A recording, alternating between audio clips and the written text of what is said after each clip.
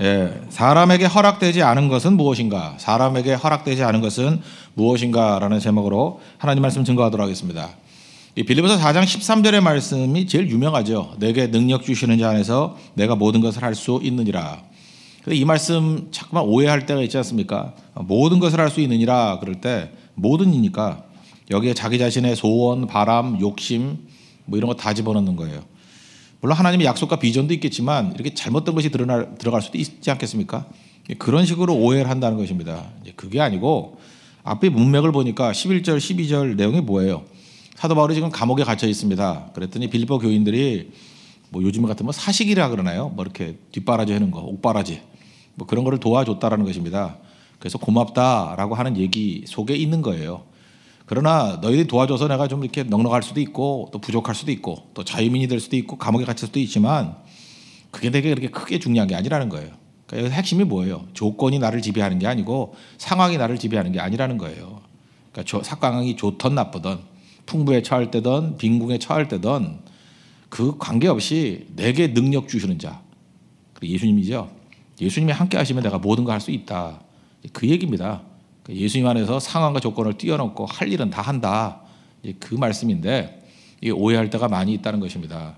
그래서 우리가 이 말씀을 통해서 첫 번째 깨달아야 할 게 뭐냐 하면 하나님만이 나의 필요를 아신다는 거예요. 내가 내 필요 모릅니다. 그래서 필요를 따라서 인생을 사는 인생은 사실 인생 헛수고할 때가 참 많아요. 내가 필요한 게 이거다. 그거 채우려고 뛰는 인생. 그게 아니고 사명의 인생이 돼야 되겠죠. 사명은 말씀을 통해서 하나님이 주시는 거다.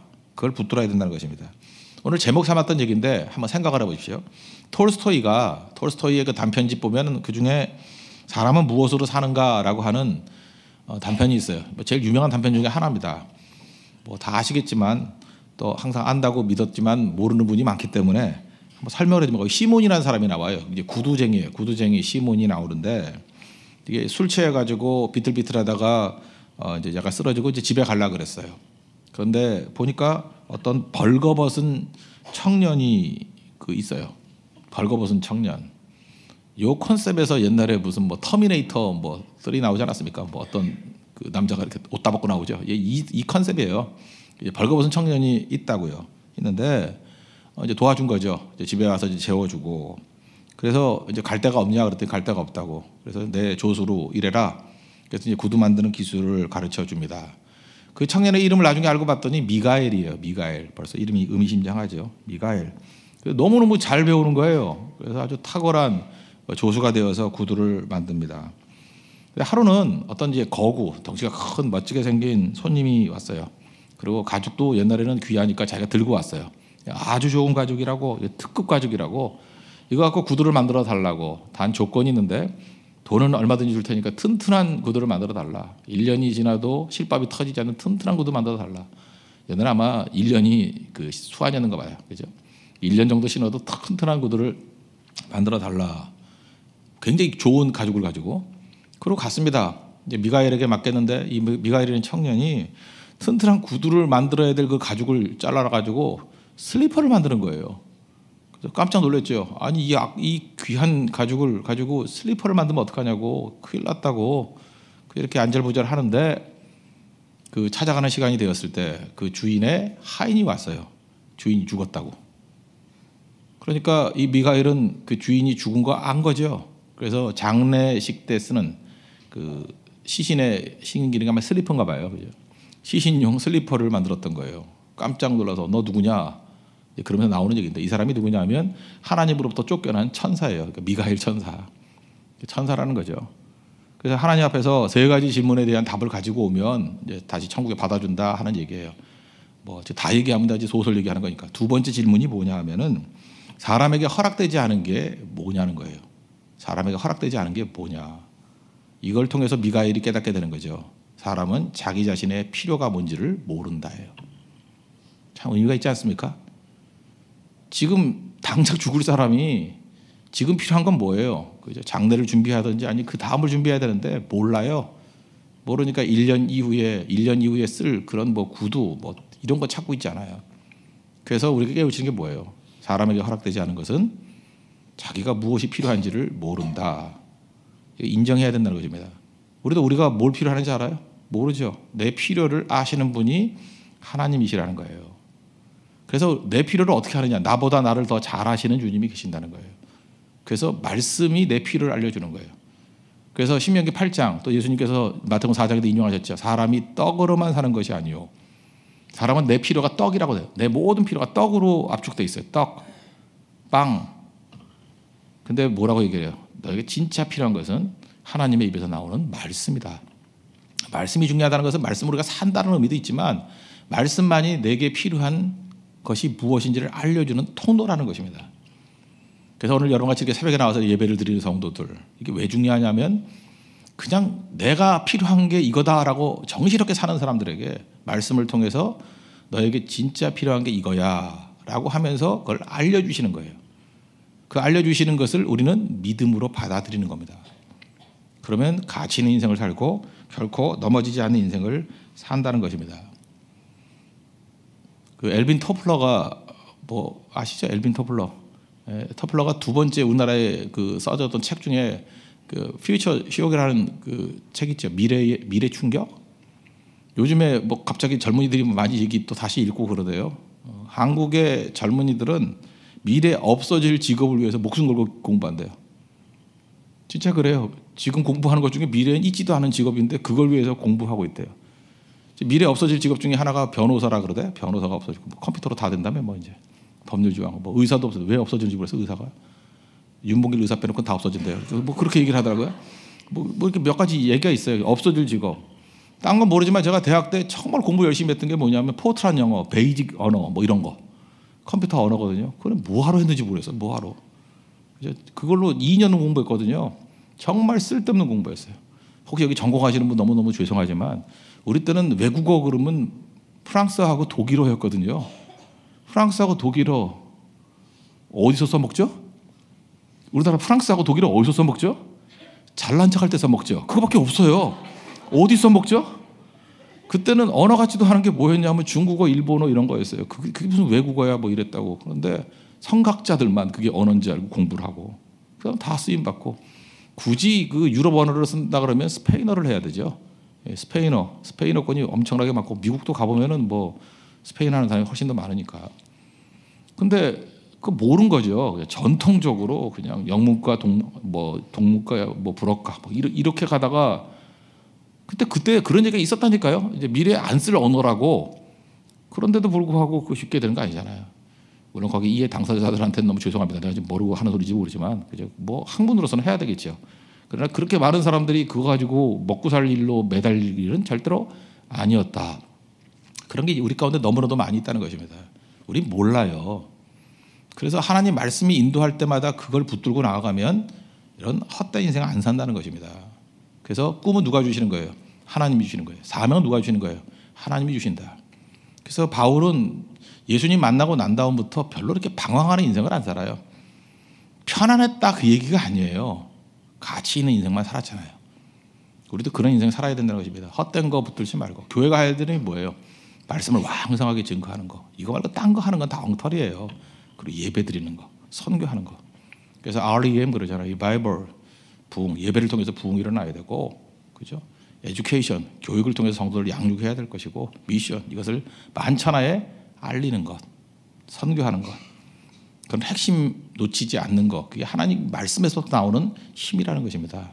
핵심만 잘 붙들고 승리할 수 있는 믿음의 종 되기를 바랍니다. 두 번째 얘기인데, 그래서 중요한 게 뭐냐? 꿈 때문에 꿈이 있어 좋은 거죠. 하나님 말씀이 우리에게 방향을 주잖아요. 그럼 두 번째 중요한 건 뭐냐면 현실을 충실하게 산다는 것입니다. 근데 우리 기대하는 바와 결과가 다를 때가 있어요. 이렇게 꿈과 비전을 주면 사람들이 뜨거워서 헌신할 것 같지요. 그런데 현실에 가보면 그렇지가 않아요. 비전을 얘기하는 사람 중에서 상당수가 반푼이들이 있어요. 그 참 이상하죠. 교회 안에서도 약간 좀 문제가 있는 사람들, 신앙이 좋다 그러는데 반푼이들이 있다니까요. 그게 무슨 얘기냐면 그게 좋게 말할 땐 꿈이죠. 꿈이고 비전인데 이 꿈이라는 것은 지금 내게 없는 거 아니에요. 그래서 똑같은 거를 이름 붙이기에 따라 틀려요. 꿈이야. 그거와 동시에 결핍이야. 같은 얘기잖아요. 없는 거잖아요. 없는 거. 그래서 메시지로서는 꿈을 얘기하는데 다가오기는 결핍으로 다가오는 사람이 너무나도 많다는 것입니다. 그래서 은혜 받는 사람이 있는 반면에 동시에 열등감과 결핍 때문에 괴로워하는 사람이 되게 많아요. 이게 접근하기 틀린 거거든요. 결핍의 문제예요. 결핍의 문제. 그래서 열등감에 빠지고 눌릴 때가 되게 많이 있다라는 거예요. 사도 바울이 얘기하는 게 지금 뭐예요? 야, 그거 열등감 결핍이 가질 거 아니야. 그거 하나님이 능력 주시면 그것 때문에 일 안 되는 게 아니야. 다 할 수 있어. 그 얘기라고요. 약하다고 못하는 게 아니라는 거예요. 강해져야 뭘 하고 돈이 있어야 되고 건강이 있어야 되고 그렇게만 나가다 보면 평생 조건 바꾸는 싸움으로 나가는데 어떤 조건 속에서도 내게 능력 주시는 자 안에서 내가 다 할 수 있다. 그래서 꿈과 목표를 가지고 주님 의지하고 나가면 된다. 그 메시지인데 이거를 꿈 얘기를 하면서 지금은 꿈하고 나하고 너무 차이가 커. 그래서 열등감과 좌절감에 사로잡혀서 아무 일도 못하고 현실을 하찮게 여기는, 그래서 현실 감각이 떨어지는 거예요. 그래서 잘 모른다 그러면 현실 감각이 떨어지는 사람들은 다 이게 문제라고요. 이게 꿈으로 다가오지 아니하고 결핍과 열등감으로 다가오기 때문에 그래요. 현실 감각이 하나도 없어요. 그래서 들어보면 자기 빼놓고 다 현실감이 없어요. 저거 왜 저러지 쟤? 딴 사람이 보면 좀 심하게 미친 것 같아요. 좀 미쳤나 저거? 왜 저런 소리를 하고 있지? 왜 저런 거를 꿈꾸고 있지? 뭐 이런 거죠. 이상적인 남자가 있습니까? 없어요. 인간은 다 죄인이기 때문에 이상적인 남자도 죄인이에요. 이상적인 여자가 있습니까? 뭐 없다는 건 남자는 다 알고 있으니까 그건 이미 없습니다. 그럼 현실 속에서 결핍과 부족함을 가지고 도우면서 나가야 될 거 아니에요. 근데 되게 현실감이 없는 사람들 보면 이상적인 남자, 뭐 말도 안 되는 남자가 있다고 생각을 해요. 그 상상 속에. 그래서 현실에 있는 눈에 보이는 형제, 뭐 김대혁 이런 애들 되게 이제 무시한다고요. 이렇게 무시하고 뭐 철원에 10명 앉아 있는데 뭐 이 교회는 남자가 없어 뭐 이러고 뭐 상당히 일리는 있지만 그렇지만 현실감이 없는 거죠. 현실감이.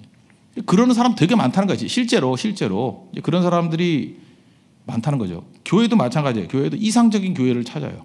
이상적인 교회를 찾아가지고 현실 교회를 막 난도질하는 거예요.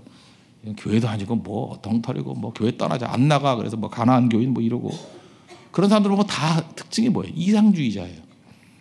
이상주의자기 때문에 현실을 무시해 버리는 거예요. 현실을 공격해 버리고 그 아무것도 아니죠. 현실 세계 들어오면 다 인간도 부족하고 교회도 부족하고 문제투성이에요. 문제투성이. 그러니까 그 문제투성이를 가지고 꿈이 있는 사람은요, 야 이렇게 연약하고 부족하니까 하나님이 내게 능력 주시면 이게 하나님의 거룩한 모습으로 나아가겠구나 하고 현실 속에 들어가서 일한다고요. 여러분 예를 들어서 고성 지역에 예수 믿는 사람들이 참 적다 그러면 우리 느끼는 게 뭐예요? 그러니까 가서 선교해야지 이렇게 느끼는 사람이 있는 반면에 거기는 뭐 다 교회가 약화된 지역이고 너무 어려운 지역이니까 포기해야 돼 이렇게 말하는 사람이 있다고요. 같은 사안을 놓고 10명의 정탐꾼과 2명의 정탐꾼 얘기하는 게 다르잖아요. 현실을 하찮게 여겨버린다니까요. 그래서 아무것도 못하는 거잖아요. 우리 삼천리반도 금수강산 그 580장 찬송 작사한 분이 남궁옥 씨인데 무궁화꽃을 국가꽃으로 만들었죠. 그 무궁화 심기 운동을 벌였고 그 무궁화가 성경에 나오는 샤론이에요. 샤론의 꽃. 샤론이 무궁화예요. 똑같은 꽃이에요. 그래서 한국이 참 그 성경하고 되게 유사한 적이 되게 많아요. 그죠? 샤론의 꽃 예수님이 무궁화꽃이라고 무궁화꽃. 무궁화꽃이 피었습니다. 그거 하잖아요. 돌아서면서 너 뭐 이러잖아요. 그잖아요. 그런 게 참 그 계시에 의존된 놀인 것 같아 내가 볼 때. 그 어마어마한 얘기 아니에요. 그죠? 그렇다고요. 그죠? 이렇게 있는데 이분이 했던 일 중에 하나 뭐냐 하면 그 일본이 제국주의자들이 와가지고 우리에게 유곽 같은 거 만들어 놓고 노세 젊어서 노세 이렇게 퇴폐 방탕 이런 걸로 젊은이들의 사상을 다 죽여놨다고. 근데 뭐라고 얘기해요? 그래서 우리는 엽전이다 막 이러면서 스스로를 비하하게 만들고 일본은 끈끈하게 하나가 되는데 우리는 뭉치지 못하는 모래 같은 민족이야 이러고 원래 한반도도 이렇게 호랑이 형상인데 토끼같이 닮았다 이러고 제주도는 토끼똥이다 그러고 뭐 그죠? 뭐 포항은 뭐 꼴이라 그러고 뭐 이따위 식으로 다 이거 왜곡시켜놨다고 왜곡. 그래서 우리는 아무것도 아닌 줄 알았다고요. 그런데 남궁옥 씨가 와서 무궁화꽃이 나라꽃이다 벚꽃 아니다. 그죠? 그러면서 무궁화꽃 심으면서 그걸 바라보면서 사실은 메시지예요. 꽃을 심으면서 메시지예요. 이게 퍼져나갈 거다. 그죠? 그리고 했던 일이 뭐냐면 일하러 가세요. 일하러 가. 삼천리 강산 위에. 그 다음에 또 거기 뭐라고 나와요? 이제 1절에 보니까 이거 뭐죠? 할 일 많아. 그죠? 너무나도 할 일이 많아. 이 동산에 할 일 많아. 그러니까 부족하다고 얘기를 하는 게 아니에요. 이 동산에 할 일이 너무 많대요. 그래서 사방일구를 부른대요. 그러니까 젊은이들이 일어나라고, 그죠? 우린 기쁘다고, 할 일이 많아가지고. 다르죠? 이 찬송이 준 힘이 어마어마한 힘이 있었다는 것입니다. 현실을 하찮게 얘기하지 않아요.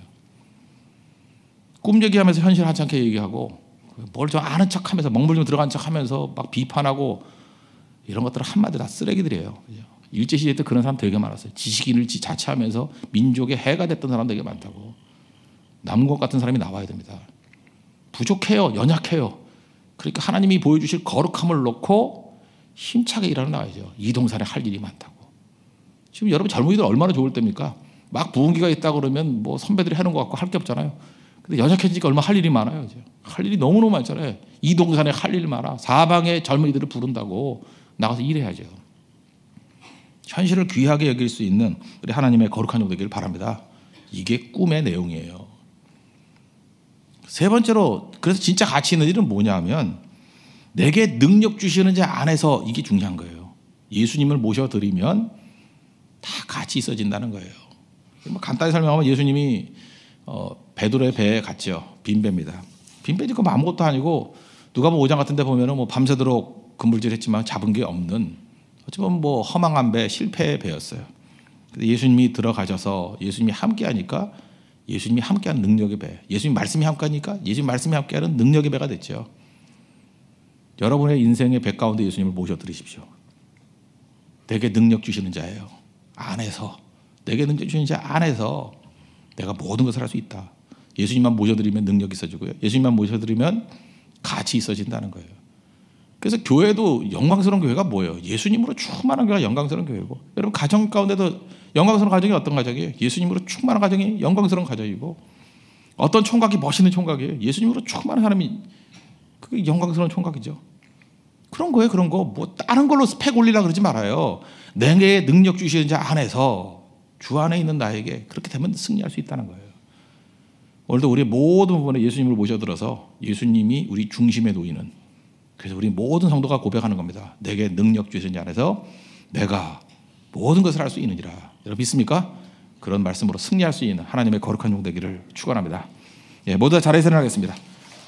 580장 다시 한번 찬양합시다. 580장 우리 공동체 기도 드리도록 하겠습니다. 기도하겠습니다. 길지 않은 인생입니다. 낭비하지 않고 살게 하소서. 믿음으로 살게 하소서. 인간에게 허락되지 않은 것이 있습니다. 무엇이 필요한지를 모르는 것입니다. 말씀에 대한 믿음만이 그것을 알게 합니다. 때를 따라 돕는 은혜는 필요를 아는 지혜를 주시는 것입니다. 눈에 보이는 증거가 아니라 말씀의 눈으로 필요를 보게 하소서. 비전을 말하면서 현실을 하찮게 여기지 않게 하소서. 베풀어 주신 기회와 은혜를 놓치지 않게 하소서. 현실은 항상 부족합니다. 그래서 비전을 가지고 변화시키는 것입니다. 현실이 부족하게 사명이 생기는 것입니다. 주어진 현실에 충성케 하소서. 빈배도 예수님이 들어가시면 능력의 배가 됩니다. 마른 지팡이도 하나님이 함께 하시면 하나님의 지팡이가 됩니다. 하찮은 것을 가치 있게 만드는 것은 예수님을 모시는 것입니다. 내게 능력 주시는 자인 예수님 모시고 능력 있게 하옵소서. 내게 능력 주시는 자인 예수님 모시고 가치 있게 하옵소서.